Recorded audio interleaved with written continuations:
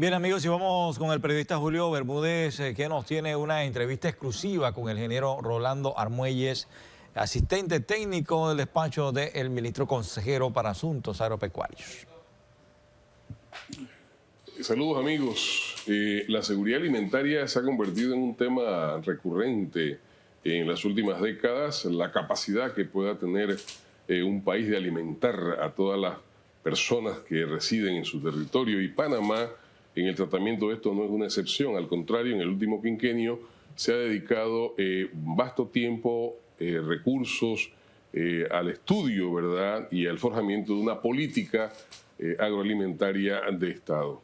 Para abordar este tema, considerando que es una de las, digamos, grandes herencias que deja el actual gobierno a las futuras administraciones, al futuro quinquenio, hemos invitado esta tarde aquí al ingeniero Rolando Armuelles Boutet, un hombre con una vasta experiencia y presencia en el sector agropecuario de nuestro país. Baste decir que entre sus ejecutorias está la de la gerencia general de una multinacional como lo fue Multifer, la multinacional de fertilizantes, que en su momento estuvo conformada por 8 países, precisamente dirigido a fortalecer este aspecto de la actividad agropecuaria de nuestros países. Bienvenido, ingeniero, gracias por estar con nosotros. Gracias, Julio. Es un placer tenerlo aquí.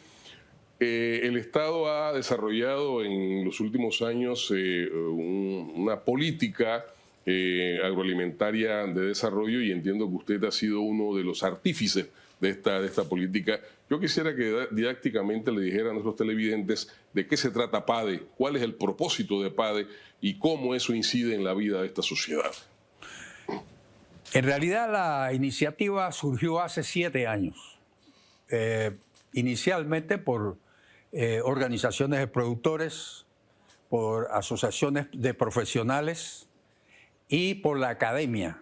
Las primeras reuniones las hacíamos en la Facultad de Ciencias Agrícolas Agropecuarias de la Universidad de Panamá.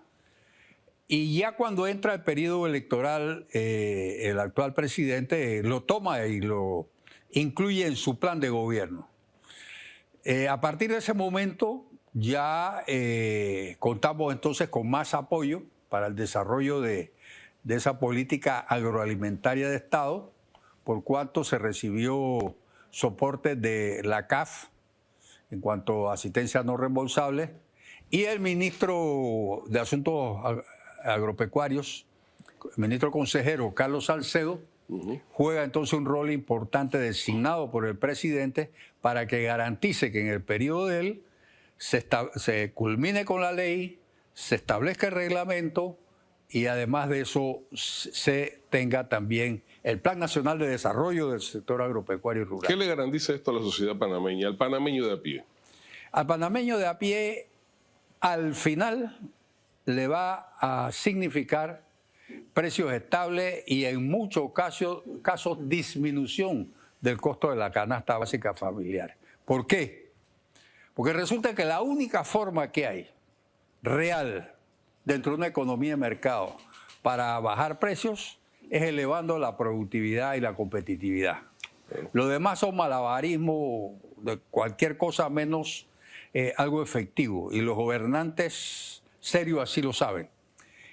Por lo tanto, el que ya se haya decidido no una política de gobierno, sino una política de Estado, que es algo magnánimo por parte del presidente y su vicepresidente. Eso indica que los que vienen van a tener que manejarse por esta ruta. Es ahí el asunto. Se lo digo porque aquí en Panamá, cada 5 años, cada maestro llega con su librito, ¿no? Y las cosas que se han hecho antes se echan a un lado y otros comienzan a inventar el agua. Y en este caso, ¿qué garantiza? Así es, Julio, incluso más grave, porque que hemos tenido toda una vida en el sector, hemos visto casos de un mismo periodo de gobierno donde hay 3 ministros y cada ministro deshace todo lo que el otro ministro del mismo gobierno ha hecho. Y mientras tanto, todo el cuerpo técnico de las instituciones tienen que estar viendo un espectáculo de inestabilidad, de cambios de rumbo, de confusión, de no tener metas definidas, de no saber para dónde se va.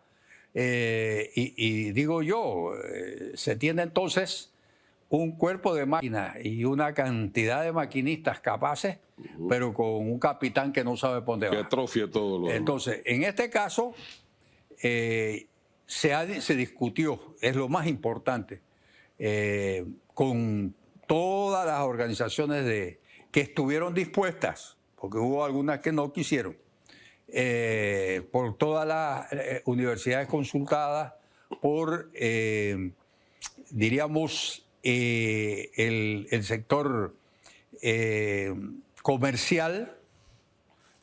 Por ejemplo, fue muy activo en todo el proceso de consulta la Fedecámara. Nos acompañó desde el primer día hasta el final y todavía tiene presencia. Y luego, además de eso, y es destacable el rol que jugó SECOMRO, que son los centros de competitividad en las consultas. Nosotros en las consultas absorbimos todos los resultados de la consulta del Pacto Bicentenario. ¿Promueve desarrollo específico de áreas? Sí, cuando hablamos de un plan agroalimentario tenemos que hablar de los servicios y del rol que van a jugar los productores, que son realmente los actores principales. Razón por la cual tuvimos que partir de, en la definición de políticas, dejar muy claro en qué consistían esos lineamientos de política, luego haber definido los fines, los objetivos, los conceptos básicos de lo que debía ser esa política agroalimentaria, que tenía que tener equidad incluida, que debía como cosa importante y básica contener y desarrollar la productividad y competitividad. Entonces, con ese marco y esas políticas definidas en el artículo 72 de la ley, que tienen casi 10 páginas, ahí se establece el corazón de lo que hay que desarrollar. Entonces el presidente, cuando vio el asunto, dijo, miren, yo quiero que ustedes desde un inicio, desde este momento, comiencen a construir el Plan Nacional de Desarrollo del Sector Agropecuario y Rural. De manera que esto no sea un ejercicio académico. Claro. Yo quiero que esto aterrice. No solo la formulación, los hechos. Esto tiene que aterrizar. Claro. Entonces, se hizo de tal forma que la ley se aprueba en enero del 23 y en julio del 23 se aprueba el reglamento y el Plan Nacional de Desarrollo, que tiene un nombre muy largo, le llama Planadesar, se aprueba, mejor dicho, se entrega el primer borrador en enero o febrero de este año. O sea que en un periodo muy corto se logró entregar el plan porque se estaba trabajando desde hace más de un año. Claro. Entonces, y eso por instrucciones del presidente. Claro. Y fue un poco complicado porque hubo momentos muy difíciles donde nos iban a cambiar los lineamientos o nos querían sacar de la ley los lineamientos. Sí, claro. Nosotros planteamos, si en una ley no se definen los lineamientos, el aterrizaje no está garantizado. Entonces, se logró que en la ley estén los lineamientos de política y mecanismos novedosos de participación en el seguimiento y cumplimiento. Claro. Eso no existe en ninguna otra ley. Exacto. Entonces, en eso tenemos que ser honestos. En gran medida vimos la experiencia de ANPYME y le hicimos sus ajustes. Se tomó en cuenta que tenían que estar todos los sectores, incluso los consumidores. Claro. Y está desde luego muy bien representada la academia, las organizaciones de productores. Y el ejercicio hecho ha sido tal que ahora mismo notamos que hay una apropiación ya de lo que es esa política agroalimentaria del Estado. Y lo vimos en el debate de Chiriquí, ustedes que estuvieron presentes. Sí, fuimos los productores. La producción sí fue CERTV. Los productores se apropiaron y dijeron, bueno, hay 4 pilares y en esos 4 pilares estaban los 9 ejes de estas estrategias. ¿Usted cree, ingeniero, que la presencia de todos estos sectores que usted me enumera garantiza el seguimiento y la permanencia de la ley? Yo le hago esta pregunta porque Panamá es un país de economía de servicios. Casi el 80% del presupuesto del Producto Interno Bruto proviene de ese sector y en los 2 gobiernos anteriores vimos digamos, una especie de arrinconamiento del sector agropecuario, ¿verdad? La colocación de barcos con arroz, qué sé yo, en periodos de cosecha, que hizo inclusive que muchos productores migraran del sector porque no había forma de recuperar las inversiones que se habían hecho. Entonces, el asunto es, hombre, ¿cómo se va a garantizar que esto sigue? Es decir, esos sectores que usted enumera se transforman en garantes de que esta ley se mantenga o se corre el riesgo de que en un momento determinado la misma pues, no se aplique y se tome otro rumbo. Sí, en esto hay que ser muy objetivo. El punto básico y nuevo es que hay un consejo de seguimiento y cumplimiento conformado prioritariamente por 19 miembros del sector privado y 8 del sector público. ¿Eso qué te indica? Que ese consejo de seguimiento no es un consejo compadre. Ese es un consejo donde están los dolientes, que son los productores. Entonces los productores van a estar al tanto de qué está pasando. Ahora, si ya solo eso de por sí es garantía, honestamente te tengo que decir que no necesariamente. ¿Por qué razón? En gran medida por lo que tú dices, los intereses económicos de los importadores siempre van a estar presentes. Claro. Y en todo momento vamos a tener contraofensiva de parte de ese sector que quiere volver a un estado de inanición del sector, en un estado de cuidados intensivos, como dice el presidente, que lo recibimos, y que hasta una sale recobro por 5 años ahora en este periodo. Inclusive ahorita entra en vigencia el Tratado de Promoción Comercial, que de alguna manera afectó también al sector agropecuario, no le dio, prácticamente expuso el mercado local a la incorporación de productos extranjeros libres de aranceles. Ese punto es muy importante porque hay algo que normalmente no se dice, y es lo siguiente: cuando hubo la apertura, un aspecto central debió ser la aprobación de la ley de competitividad que presentó el ministro Chapman y le tocó a René Luciani llevarlo a la Asamblea, que era justamente para evitar las imperfecciones de mercado. Claro. Pero el cartel de la harina lo desbarató. Que por cierto, muchos de esos apellidos todavía están presentes y con banderas que no corresponden a su realidad y sus vínculos sociales. Ese sector, al descuartizar la ley de competencia, dio un golpe muy duro al sistema que se iba a construir. ¿Y qué sucedió? Mortal, ¿no? Hubo alrededor de 400 millones de dólares. Algunos dicen que 300 millones de dólares que quedaron como un bolsón entre la diferencia de precios que había en el mercado de Panamá y los precios de las importaciones. Claro. Entonces resultó que al consumidor le bajó 2%, pero del 2% de 400 millones son 8 millones. El resto se lo llevaron los importadores. Claro. Entonces ellos quedaron golosos. Y cuando tuvieron el control del Estado, lo que hacían era justamente ver cómo metía torpedos en todas las acciones que podían para garantizar el arrinconar a los productores nacionales, que pelearan entre ellos, incluso entre productores de un mismo rubro, que creyeran en cositas ilusas. Al final del día era mermar su propia capacidad, ¿no? Claro, porque es que entonces la agenda complementaria que debió desarrollarse, que medio que comenzó en un periodo y 2 meses antes de terminar ese gobierno, deshizo todo en gran medida todo lo que había hecho la agenda complementaria.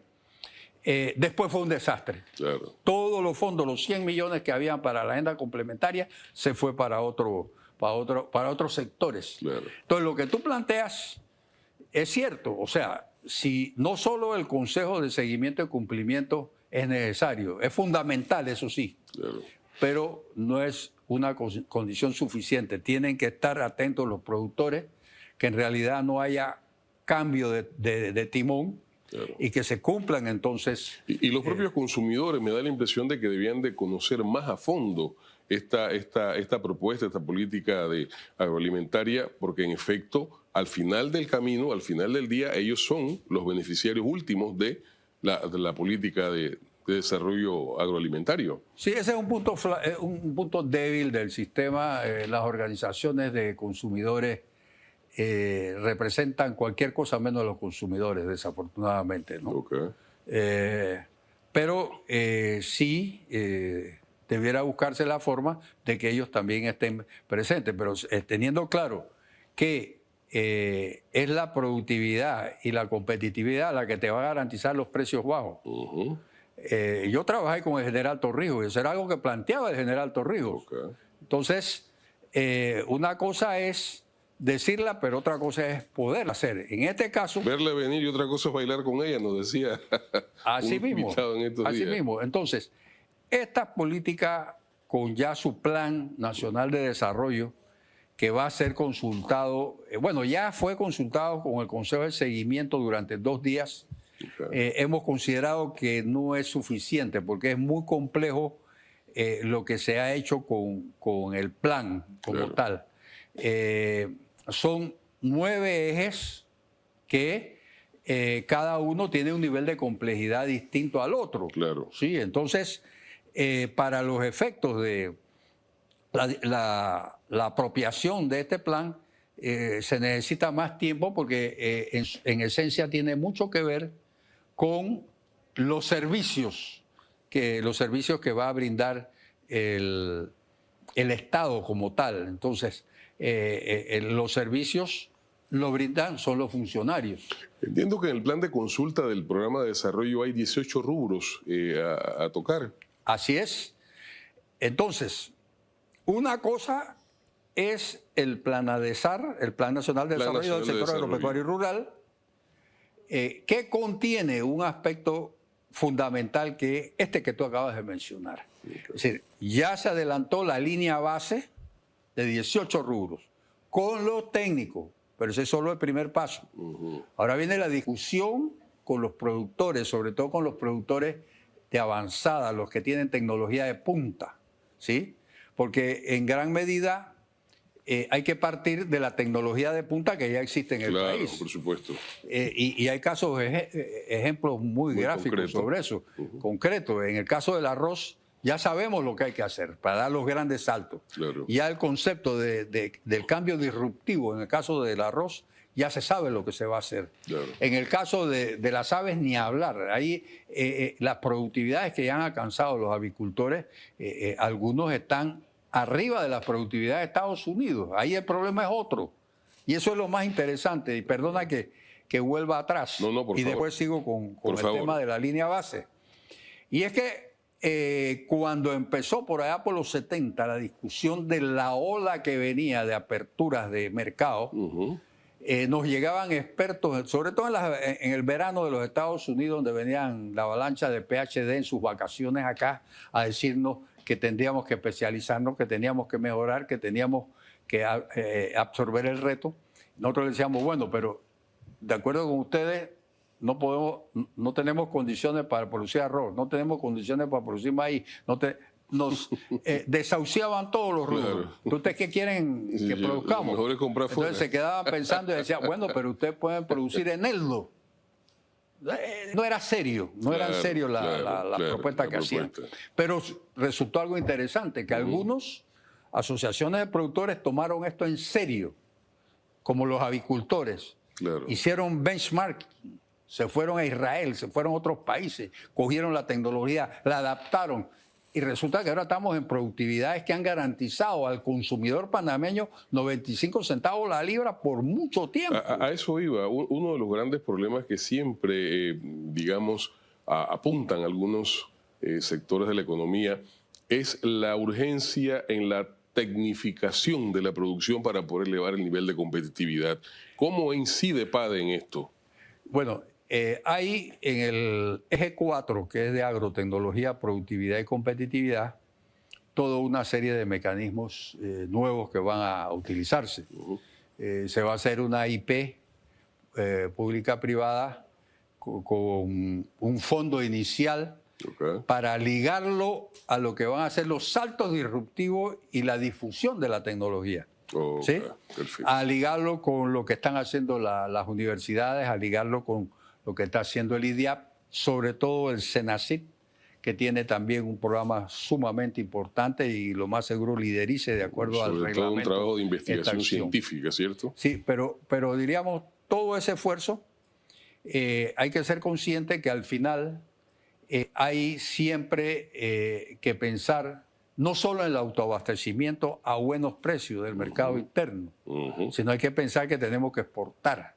Entonces, cuando vamos a exportar nos encontramos con una realidad no muy simpática. Claro. Fíjense ustedes lo que ha pasado con la avicultura. Después de todo eso, los avicultores dieron el salto tecnológico, aceptaron el reto y lo cumplieron. ¿Qué pasó ahora? Ahora se pidió que los Estados Unidos declararan libre de Newcastle, que es una enfermedad fatal, Fatal. porque Panamá nunca ha tenido Newcastle, Nunca, exacto. y llevan años engavetado la solicitud, porque el día que nos den la certificación vamos a poder exportar pechugas a Estados Unidos. Claro. Entonces estamos aprendiendo de los mecanismos que se pueden usar para responder cuando nosotros necesitamos protegernos. Claro. Porque ahora mismo a nivel mundial hay una política de que primero el país Claro. y después Los el resto de los países. Claro. Entonces, En resumen, ingeniero Armuelles, podemos decir que PADE es un elemento estratégico en el desarrollo de este país, en en cubrir las necesidades de la sociedad panameña. exactamente.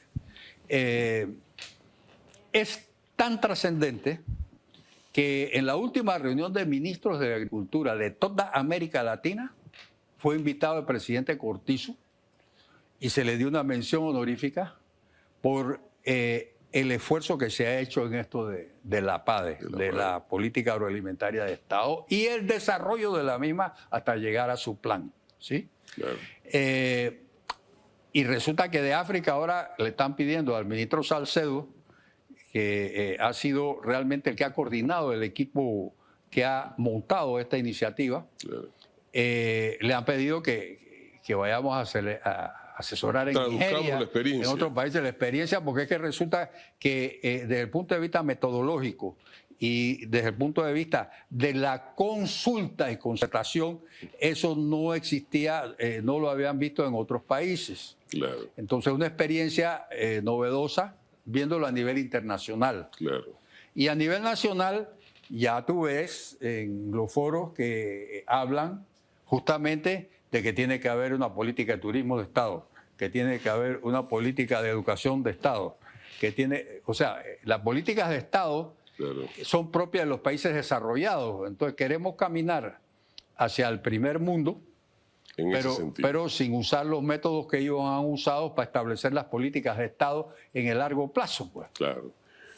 Rolando Armuelles Boutet ha estado con nosotros esta tarde en una conversación sobre la política agroalimentaria de desarrollo que ha ido implementando la actual administración.